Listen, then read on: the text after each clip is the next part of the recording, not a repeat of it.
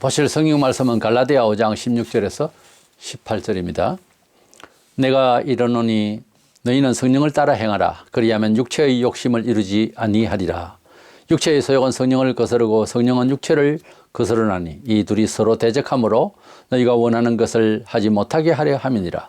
너희가 만일 성령의 인도하시는 바가 되면 율법 아래에 있지 아니하리라. 아멘.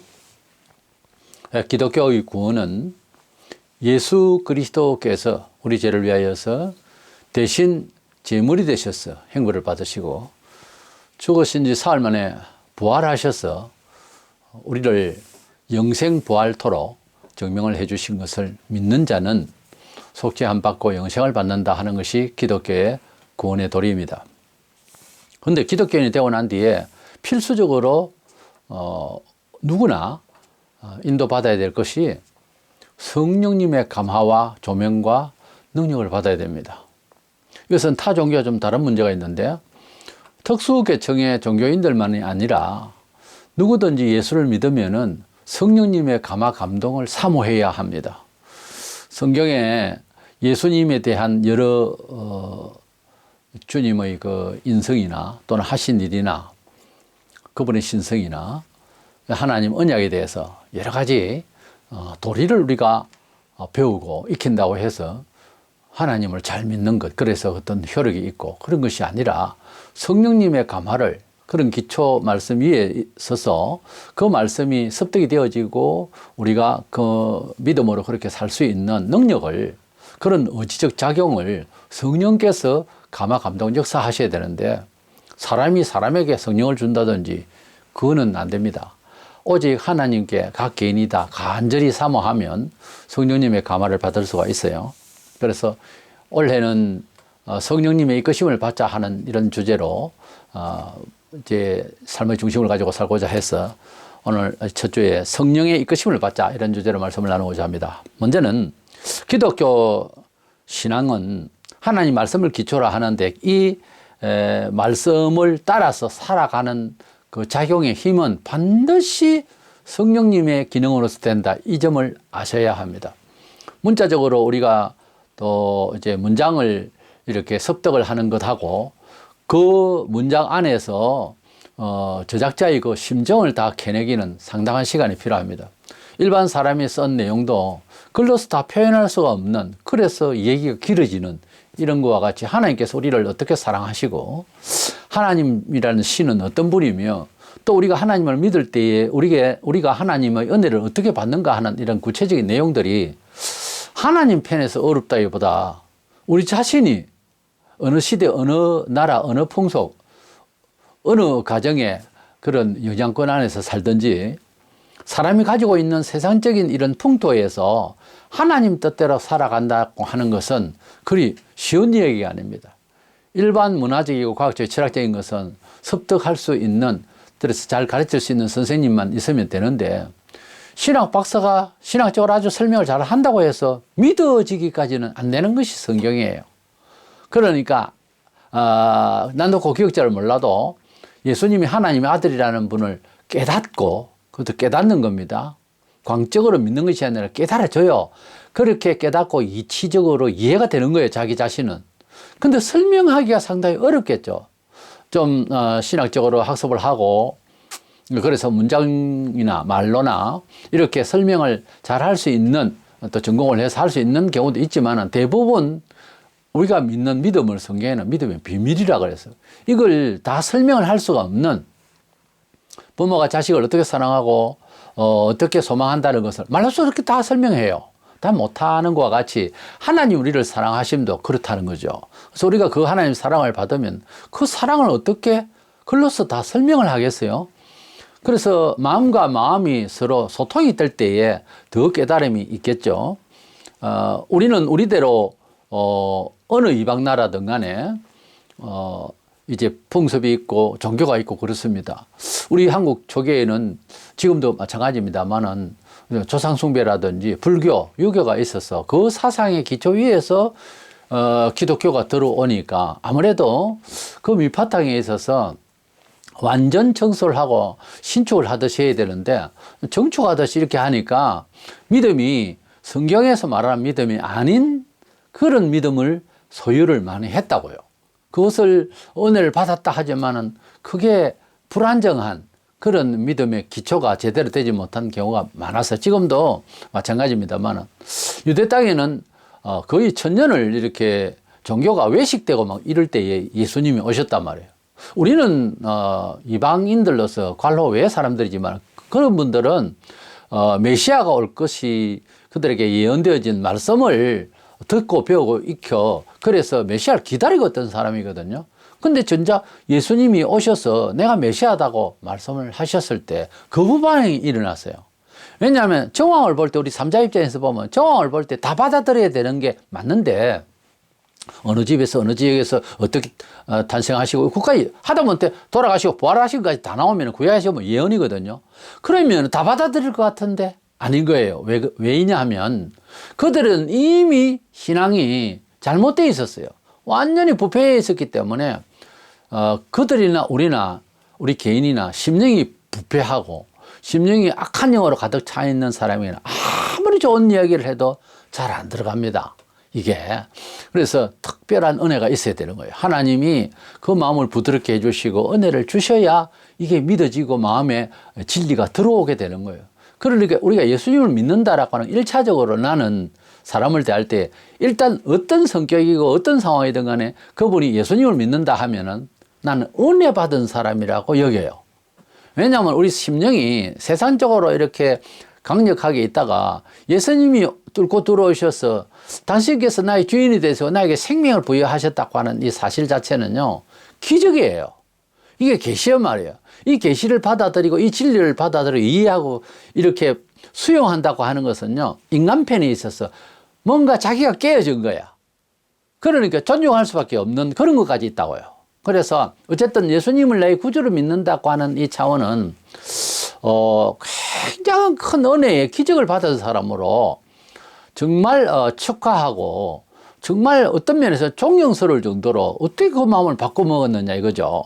근데 성령께서 역사하셨다는 거지. 그래서 특별한 은혜를 받은 거예요. 세상에서 복중에서 예수님이 나의 생명의 주라는 것을 복음을 듣는 것부터 시작해서 그런 기회의 그런 환경에서부터 시작했어요. 계속해서 믿고 있다는 자체는요 엄청난 축복이에요. 죽어보면 알겠다 하지만 이미 다 말씀을 기록했고 또 많은 사람들이 약간의 그 신비로운 체험도 했는데 지옥과 천국이 있어요. 그것을 해결하지 않고 인생 7, 80년을 제일 잘 먹고 잘 산다 한들 사실은 이 세상에서 우리가 모든 사람이 경험한 바 계속해서 행복하기 어려워요. 늘 고난이에요. 사실 연속이죠. 인생이 70이야 강건하면 80이라도 우리의 모든 연소가 수고와 슬픔뿐이라고 그랬어요. 시편 기자가 그렇게 말한 것처럼 우리는 우리의 삶 자체가 정말 대놓고 우리는 행복하다, 신이 없을 텐다 이렇게 할 만한가 하는 거예요. 아니지 않습니까?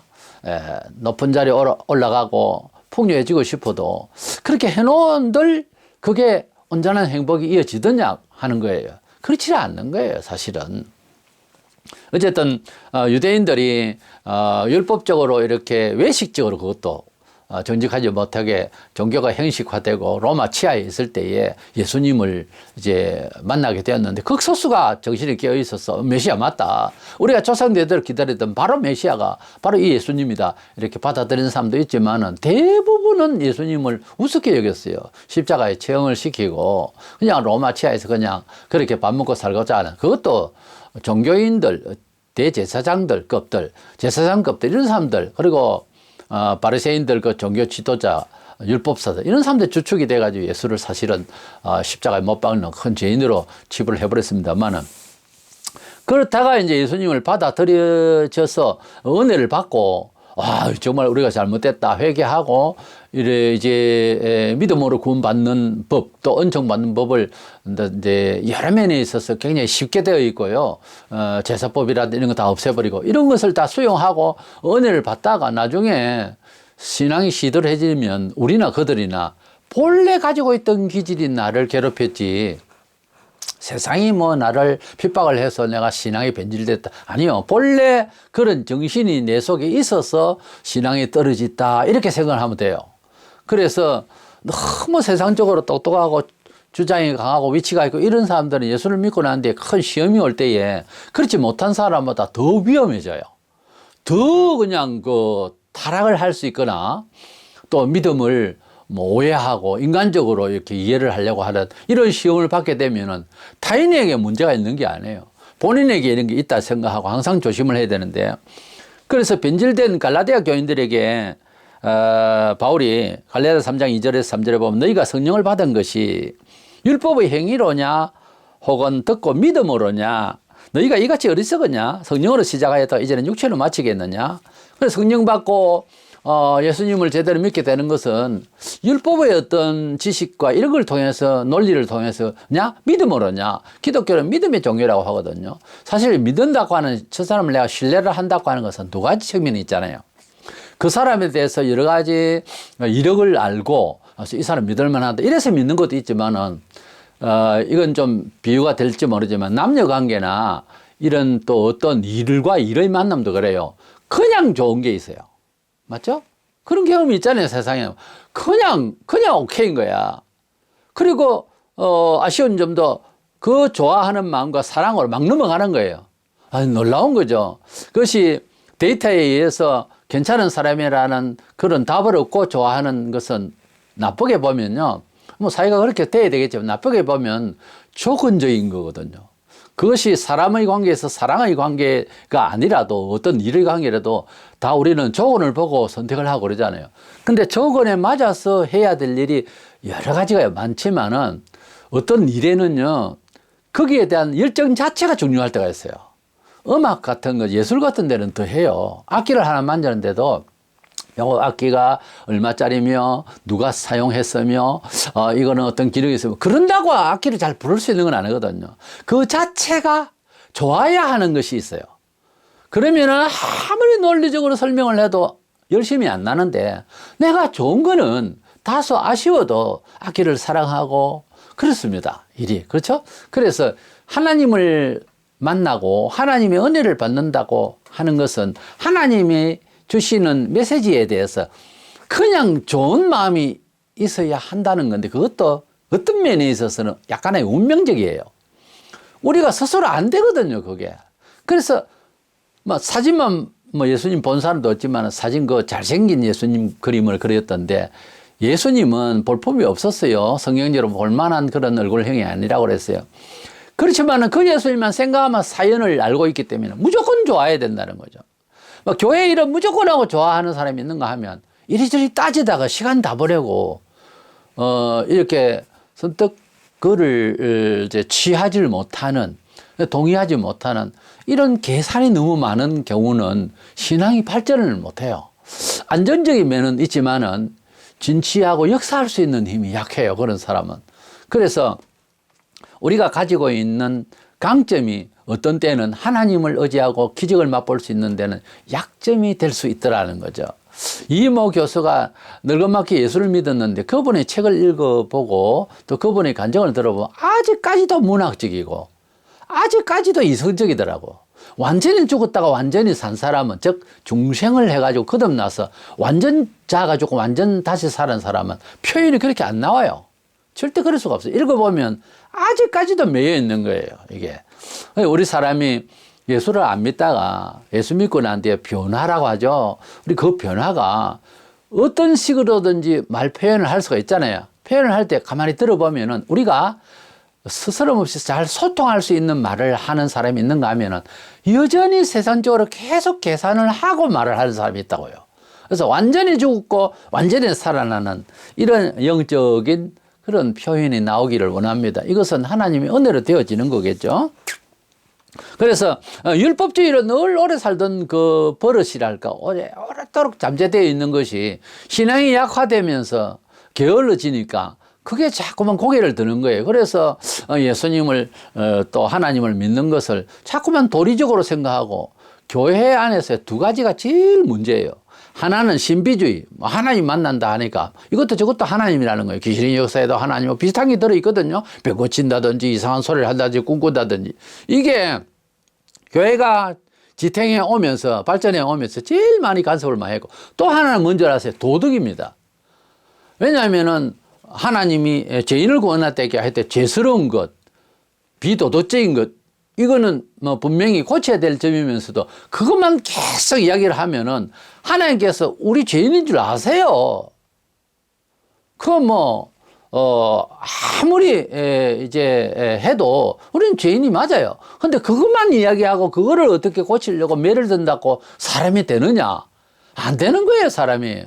그래서 반드시 우리는 하나님 앞에서 머리털까지 쓰신다고 하는 섬세하신 하나님 앞에 정말 죄인인 줄 제대로 철저히 알되 하나님이 그러면 우리를 사랑하시는 정표로 아들을 주시다 했잖아요. 그 예수 안에서 모든 것을 해결받도록 해야 됩니다. 그걸 좀 머리가 띵하고 원리가 안 맞다 싶어도 기도하면 성령께서 이해시켜 줄 거예요. 그래서 성령이 감동하면 내가 생각했던 처리 능력과 도덕심과 이런 걸 넣어가지고서는 안 되는 것이 되어지는 일이 있거든요. 그러면 남이 볼 때 그건 경호가 아니지 이런 생각을 하지만은 나는 은혜를 받고 영혼이 가벼워질 수 있거든요. 자, 뭐 사람을 많이 죽이고 사형언도를 받았다. 그런데 이 사람이 실화가 참 많잖아요. 예수를 믿게 된 거예요. 이제 사형 집행 전에. 그 예수를 믿고 난데 은혜를 받으니까 세상 법적으로는 사형을 받아야 되는 상황을 부인 못하는 거예요, 본인이. 그렇죠. 그렇게 받으면서 사형장을 가면서도 기도하고 여러분은 저와 같은 죄를 짓지 마세요. 우리 예수님이 그래도 내 죄를 이렇게 용서해 주시니 너무 감사합니다. 나는 천국 먼저 갑니다. 여러분도 죄는 짓지 마세요. 이렇게 편안하게 교훈까지 하면서 죽는 것이 이제 그 예수 믿은 사형수의 이야기라는 거. 그 사실 실화가 유튜브에 한번 찾아보세요. 많이 있어요. 그러니까 세상적인 일들에 대한 이 생각은 세상적으로 답을 다 하려고 해도 안 나와요.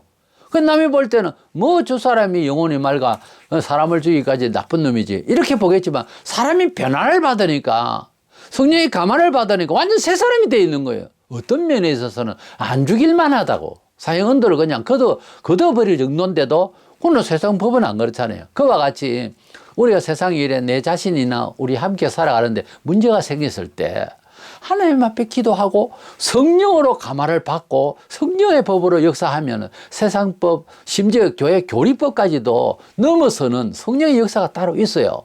그렇다고 해서 사기를 친다든지 영적인 기만을 한다든지 이런 뜻이 아니고 사람이 변화를 받고 긍정적으로 변화하고 긍정적인 미래를 여는 것은 사람이 못할 때에 합리적으로는 도저히 있을 수 없을 때 하나님 앞에 무릎 꿇고 기도하면 이게 이해가 안 되는 그 담을 열고 그것이 이제 다시 회복이 되어지는 역사를 주시겠다고 하는 것이 원래는 신앙이에요. 그게 신앙의 맹점이라고.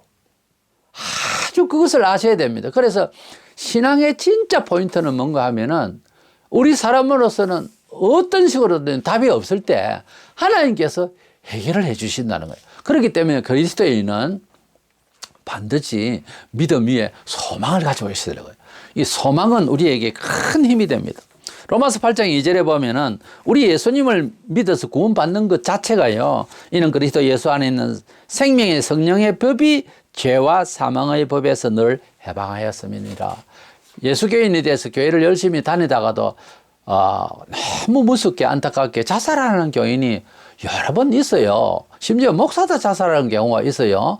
그럴 때 우리가 멘붕이 오죠. 어떻게 이럴 수가 있나. 찬송하고 같이 예배하고 하던 사람인데 인격적으로 좋았는데 그러면 더 힘들죠. 받아들이게 현실이 일어났는데도 불구하고 현실처럼 안 여겨지는 이런 경우가 발생하거든요. 저도 한 교회의 집사가 자살을 한 것을 알거든요. 그랬을 때 그분과 대화를 한 적이 있고 하기 때문에 어떻게 이럴 수 있느냐 하는 것을 받아들이기가 상당히 힘들더라고요. 그런데 성경상 보면 예수님을 구주로 믿어서 구원받는 것, 속죄받는 것은요. 우리가 그 원리를 아멘 한다고 되는 것이 아니라 성령께서 내가 진심으로 내가 그렇게 용서받았음이 환희로 정말 한번 체험이 돼야 되는 거예요. 그렇게 되어도 낙심이 될 때가 있는데 이 본성이 아니야 용서받은 거 아니야 이게 낙심이 자꾸 되어지고 왜냐하면 합리적인 인간적인 생각은 원래부터 구원 못 받거든요. 그게 작동하면 그만 또 오해를 하는 그 경우가 발생해요. 그럴 때마다 예수 이름을 부르고 예수님의 보혈을 찬송하고 믿음을 또 가져야 되는 거예요. 너희가 율법으로서 너희가 구원을 받았냐? 너희가 성령 받은 것이 믿음으로냐? 믿음으로거든요. 그래서 기독교는 믿음으로 들이대야지 다른 수법으로 계산하고 철학적으로 도덕적으로 특별 이래 가지고는 안 되는 거예요. 그래서 자살한 사람은 왜 죽었을까요? 도덕적으로 판단을 한 거예요. 도덕적으로 판단해 가지고 옳고 그름을 우리가 스스로 다 해결해서 결정할 일이면은 예수를 죽이기까지 할 필요가 없잖아요. 도덕적인 선생을 아주 멋진 용어로 공자월 명자월 뺨치는 그런 이야기를 해버리면 되잖아요. 도덕적으로는 안 된다는 거지. 사람에게 없다는 것이 아니라 사람은 그렇게 고칠 수 있는 물건이 아니라 그 말이에요. 사람의 그 종기성은 도덕이다, 정치다, 수도 생활이다, 종교다 이런 거 가지고 안 된다 그거지.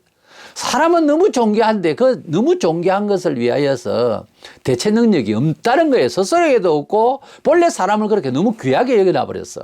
귀하게 만드셨고 우리가 무슨 물건도 중고품을 갖다가 어떻게 갈아 끼우고 이제 새롭게 사용을 하려고 해도 너무 귀한 거는요. 거기에 부품이 없으면 고장난 상태에서 어떻게 고칠 수가 없는 거와 마찬가지예요. 비로 하자면 사람은 너무 존귀하고 너무 신기하게 만들어 놨기 때문에 사람 스스로 타락한 인형이 만들어낸 철학, 과학 이걸로서는 해결책이 없다는 거예요. 그러면 어떻게 성자, 적어도 성자 하나님 한 분밖에 없어요. 신의 아들이 와서 돌아가셔야만 이 죄를 해결을 한다는 이 상황을 하나님께서 정말 이행하신 거예요. 내 아들을 희생하지 않고는 이 귀한 영들을, 이 귀한 인생을 구원할 수 없다는 거예요. 너무 귀한 것이 고장나 있기 때문에 안 된다는 거예요. 그리고 알고 보니 우리가 예수님을 구주로 믿고 그 다음에 성령의 이끌림을 받고 감화를 받고 보면요. 사람이라는 것은 동물하고 너무 차이가 있는 게 아주 신비로운 거예요. 지혜가. 그래서 하나님은 자기의 형상을 닮아 지성과 이성과 도덕성과 창의력과 이 모든 하나님의 지성을 닮은 말하자면 하나님의 새끼로 낳았다 이 말이에요. 우리를 만드신 거예요. 다른 거는 말씀으로 이렇게 흙으로 뭐 말씀하면 호랑이도 나고 토끼도 다 하지만 하나님께서 사람만은 친히 이렇게 만드셨다고 그랬어요. 그렇기 때문에 우리가 멀리 바라보고 아는 사람하고 우리 품에 있는 자식하고 다르잖아요. 우리가 하나님의 손을 이렇게 스킨십을 통해서 이렇게 만드신 흙으로 이렇게 만드시고 코에다 후 대놓고 부르시는 이런 사이라고요. 그러다 보니까 하나님을 닮죠. 그러니까 사람이 알고 보면 하나님을 닮았기 때문에 오죽하면 자기가 신이네 하고 나오겠어요. 그만큼 존귀해요, 사람이. 이 존귀한 인간이 고장났으니까 부품이 없어요, 갈아 끼울. 꿰맞출 게 없다고. 과학, 지식, 의학 안 됩니다, 이거는. 어느 정도 놓고 되지만 또 어스러져요. 그래서 하나님께서 우리를 구원하신 방법으로 교정하고 새롭게 안 하면 안 되게 돼 있어요, 사람은.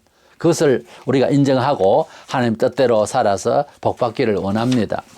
때문에 우리 진정으로 하나님 백성이 되려면은 무조건 하고 예수를 믿습니까 하면 예 해야 되겠고 그러면 성령을 받았습니까 하면은 머뭇거리는 사람이 있는데 그냥 예 하세요. 왜? 예수님을 믿는 것은 성령으로 믿는다. 고린도서 12장 3절에 말씀했고요. 로마서 8장 9절에 보면 누구든지 그리스도의 영이 없으면 그리스도의 사람이 아니라 그랬어요. 그러니까 우리가 예수님을 믿고 떳떳하게 나는 그리스도인입니다. 나는 기독교인입니다. 자신 있게 즐겁게 말할 수 있다면 성령 받은 걸로 아세요. 그 성령 받았다 안 받았다 성령론은 좀 어려운 말이에요, 사실은. 그러나 그럼에도 불구하고 성경에는 그리스도의 사람은 그리스도의 영을 가진 사람이라 했기 때문에 바로 성령이거든요. 거룩한 영. 그래서 성령 하나님 우리 속에 계신다 하는 것을 고백할 수 있어야 되고 그것을 즐거워하세요. 성령께서는 난 성령의 사람이야. 난 그리스도의 영을 가진 사람이야. 에이, 쑥스러운데 그러지 말고 우리를 그만큼 신령한 존재하고 자부하세요. 하나님은 그렇게 하기를 원하신다니까요. 가령 이스라엘 백성들이 할례를 행했잖아요. 하나님 백성의 표징으로. 얼마나 자부심을 가졌으면 할례를 일단 받은 사람은 무조건 하나님 백성이야. 그러니까 할례 받지 못한 사람 보고 상대적으로 얼마나 자기 정체성과 뭐 잘 믿지도 못하는 사람이 우리가 볼 때에 타락한 백성이라도 저 할례 받지 못한 백성은 그러면서 상대적으로 자기의 우월감, 자기 정체성에 대해서 굉장한 자부심이 있었거든요. 우리도 그거는 가지고 있어야 된다니까요. 나는 그리스도의 영을 가진 사람이야. 하나님의 영을 가진 사람이야. 이렇게 자부를 하시기를 바랍니다. 이제 두 번째 생각하는 것은 복음은 성경에 보면 능력이라 그렇게 말했는데 왜 기독교 복음의 말씀, 신구약 성경의 말씀을 알고 또 예수 그리스도를 통하여 구원을 받는다는 이 복음이 어떻게 해서 능력이라고 파워라고 하는 이런 이제 강세점을 가지고 있느냐 하는 겁니다. 우리가 받은 이 복음은 우리가 어떻게 노력을 더해서 뭐 구원을 받는다든지 이렇게 되는 것도 아니고 하나님께서 약속하신 이 말씀 구절이 문자로 되어 있지만은 이 말씀대로 살아가다 보면은 예상치 못한 일이 수많은 사람들의 증거에 의해서 또 회개하고 나는데 뒤로 돌아보면은 그동안에 간증도 안 했던 사람들도요. 그동안에 살아오게 하신 하나님 은혜를 이제 깨닫는다. 뭐 그러거든요. 사실은 그리스도인이 되고 난 뒤에 주일 성소 예배 중심으로 이렇게 쭉 살다 보면요. 그 생활 자체가요. 사실은 기적입니다. 그게 제정신이 되는 게 아니에요. 성령께서 역사하신 거라니까. 그리고 돌아보면 하나님께서 보호하시고 은혜 주셨음을 안다면 그것이 능력이 아니고 뭡니까? 그래서 성경대로 살아서 성경의 생활로 생활 패턴이 바뀌어서 쭉 갈 수 있는 것이요. 능력입니다. 아무나 못해요. 주일날 꼬박꼬박 예배를 어떻게 드려요? 바쁜 세상에 돈벌이가 바쁜데. 근데 그것을 해나간다고 하는 것은요, 능력이 섞여요. 그 점을 알고 우리가 감사하시기를 바랍니다. 로마서 1장 16절에 이 복음은 모든 믿는 자에게 구원을 주시는 하나님의 능력이 됨이라. 먼저는 유대인에게요, 그리고 헬라인에게로다. 그랬습니다. 그래서 하나님의 복음을 내가 믿는다라고 하고 믿어지면 또 믿음의 생활을 한다면 우리는 능력의 사람인 것을 믿습니다. 적어도 그런 차원에서 우리를 자부해야 됩니다. 불신자들은요, 하루도 못해요. 그러니까 우리가 주일날마다 예배하고 우리 하나님의 말씀을 사모하고 또 성경을 읽고 이런 생활은요 거의 능력에 속해요. 이거요 아무나 못합니다. 이거 해봐야 너 텔레비 보고 그저 뭐 세상 돌아가는 소리를 하고 우스개는 하고 욕짓거리는 하고 이 세상에서 싸움이나 하고 맨날 하는 짓이 그거지 뭐. 그 다음에 남는 게 뭐 있어요. 그러니까 하나님 말씀을 대하고 하나님의 비전을 생각하고 기도하고 기도의 제목이고 이거 보통 능력이 아니에요. 이거 세상의 책으로 가지고 안 됩니다. 교육을 한다고 되는 게 아니에요. 고린도서 2장 4절에 보면은 1절부터 율법 교사로 일하던 사도 바울이 예수 믿고 난 뒤에 그의 생활이 돌변했죠. 신앙생활 자체가 축이 완전히 달라졌어요. 그러면서 그가 전도를 열심히 하면서 어떤 때는 철학적으로도 해보고요. 뭐 여러 가지 해봤지만 실패였어요. 사도행전을 보면은. 그래서 그는 확실하게 말했습니다. 고린도서 2장 4절에 내 말과 내 전도함이 설득력 있는 지혜의 말로 하지 아니하고 다만 성령의 나타나신과 능력으로 하여 그랬어요. 사도 바울이 얼마나 종교철학에 구약 율법 교사였어요. 대단했어요. 그리고 그 스승이 가말리엘이었는데 그 당대의 최고의 학벌을 가진 사람이에요. 말하자면. 그 밑에 문화생인데 그가 율법 교사로서 철저히 어릴 때부터 율법을 제대로 배웠고 제대로 연마한 사람으로서 예수교인을 핍박을 하려고 하다가 다메섹 도상으로 교인들 잡으러 다니다가 예수님이 직접 나타났었어요. 정오에 그것도 태양보다 더 밝은 빛으로 확 빛을 비췄는데 그 자리에서 엎어졌어요. 그리고 그 원래 이름이 사울이죠. 아마 뼈대 있는 집안이니까 이스라엘 첫째 왕 이름을 따서 아버지가 아마 그렇게 지어줬던가 싶습니다. 사울아, 사울아.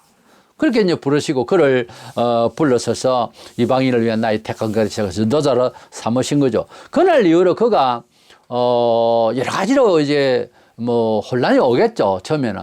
근데 예수님을 직접 만나고 난 뒤에는 할 말이 없죠. 그리고 성령의 충만함을 받아서 안수받고 난 뒤에 성령의 충만함을 받고 이제 사도들에게 다른 사도를 먼저 믿는 성도들의 나의 배나 받아서라도 인정을 안 하는 거. 왜? 핍박하던 사람이거든요. 그래 길게 타서 가가지고 3년 동안 묵상하며 모든 걸 정리하고 다시 이제 나서고 그렇게 해서 나중에 사도들에게 인정을 받고요.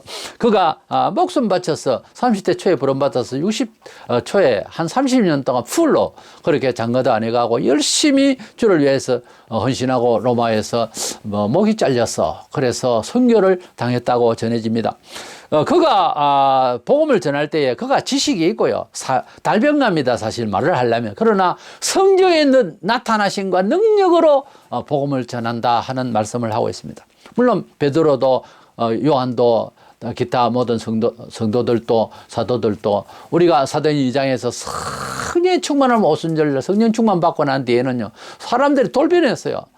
뭐 자신만 많고 능력이 있고 뭐 경제적인 이런 거 입에 담도 안 했습니다. 얼마나 급했는지 복음을 전하기 위해서. 지금도 우리가 이게 실력 문제가 아니에요. 이거는 사명감이라고 하는 이런 교회 직분에 대해서는 부담으로 되는 게 아니에요. 성령의 은혜만 받기만 하면은 사람이 갑자기 돌변한다니까요.